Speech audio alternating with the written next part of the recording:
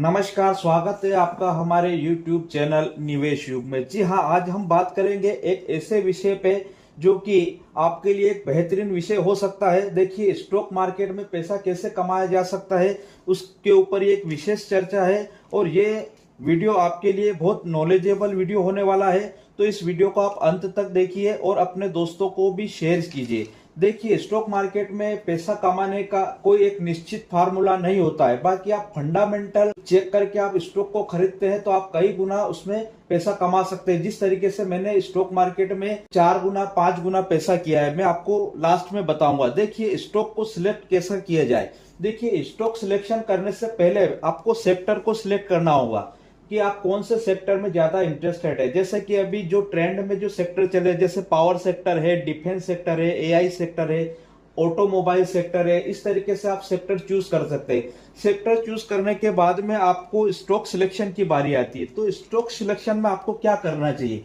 देखिए, आपको stock selection में सबसे पहले यह देखना है कि अच्छा स्टॉक हो और 50% गिरा हो। एक बात को ध्यान रख लीजिए, ध्यान से सुनिए। कोई भी स्टॉक अच्छा स्टॉक हो और 50% गिरा हो। अब अच्छे स्टॉक को कैसे पहचानेंगे।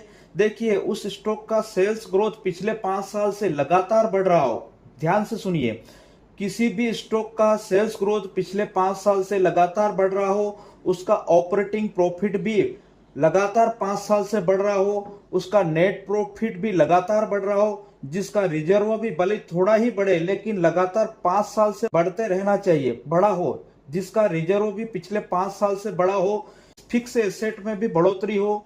देखिए, फिक्स एसेट का होना भी बहुत जरूरी है कि किसी भी स्टॉक में फिक्स एसेट है तो वो स्टॉक एक मजबूत स्टॉक माना जाता है, जिसका कर्ज भी कम हो। देखिए, कर्ज फ्री कंपनी होगी तो वो कंपनी ग्रो ज्यादा करेगी। और सबसे मेन और इम्पोर्टेंट बात ये आती है कि प्रोमोटर की होल्डिंग 50 से ऊपर हो। देखिए, कंपनी में कोई भी परिस्थिति होगी और प्रोमोटर की होल्डिंग अगर उसमें 50% से ऊपर होगी या 50% होगी तो प्रोमोटर कंपनी को आसानी से संभाल सकते हैं, आसानी से हैंडल कर सकते हैं। अब आती है पीई की। देखिए, पीई पे लोगों की अलग अलग धारणा है। बाकी मेरा मानना है कि पीई 30 से ऊपर होना चाहिए। पीई अगर 30 से ऊपर हो और कंपनी ग्रो कर रही हो तो अच्छी मानी जाती है। अगर पी 50 60 का 70 का भी हो और कंपनी ग्रो फेस में हो तो भी आप स्टॉक को खरीद सकते हैं। देखिए, अगर पी 10 का हो और स्टॉक अगर ग्रो नहीं कर रहा हो तो वो पी का कोई वैल्यू नहीं है। फिर अगली बात आती है ईपीएस की, यानी कि अर्निंग पर शेयर। कंपनी का अर्निंग पर शेयर लगातार 5 साल से बढ़ रहा हो या मिनिमम 3 साल से बढ़ रहा हो, आपको यह देखना बहुत जरूरी है। कंपनी का नेट प्रॉफिट भी लगातार साल दर साल बड़ा होना चाहिए, यानी कि लगातार नेट प्रॉफिट भी बढ़ रहा हो, वही कंपनी आपको आगे ले जाएगी।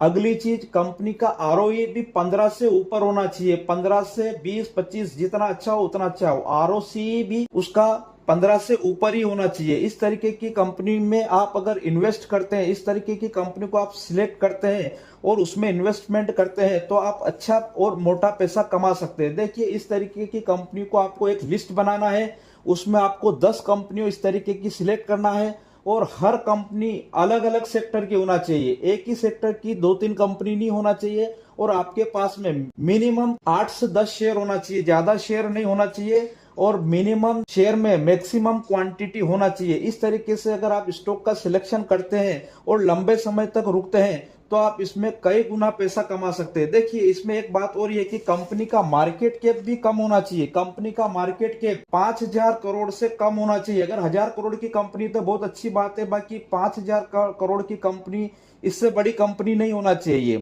तो इस तरीके से अगर आप स्टॉक सिलेक्ट करेंगे तो आप कई गुना पैसा कमा सकते हैं। देखिए, मैंने 6 महीने पहले एक स्टॉक खरीदा था जो 50% गिरा हुआ था। मैंने 13 रुपए पे स्टॉक खरीदा था और उस स्टॉक को मैंने 59 पे बेचा था। तो मैंने लगभग इस ट्रिक से 4 गुना पैसा कमाया। एक स्टॉक में मैंने 28 गुना पैसा कमाया था लॉन्ग टर्म में। ये मैं अपने अनुभव के आधार पे आपको बताने की कोशिश कर रहा हूं। एक स्टॉक में मैंने पिछले महीने इन्वेस्टमेंट किया था, वो स्टॉक में मैं 150% पे बैठा हुआ हूं अभी। तो आप समझ सकते हैं कि मैंने इस तरीके से स्टॉक मार्केट में अच्छा पैसा बनाया है।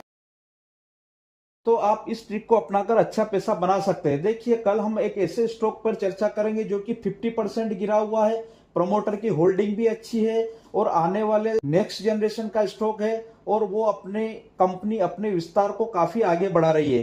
तो तब तक के लिए आप इंतजार कीजिए और ऐसी कंपनियों ही सिलेक्ट कीजिए जो कि आने वाले समय में आपको लंबा रिटर्न दे सके। तब तक के लिए धन्यवाद।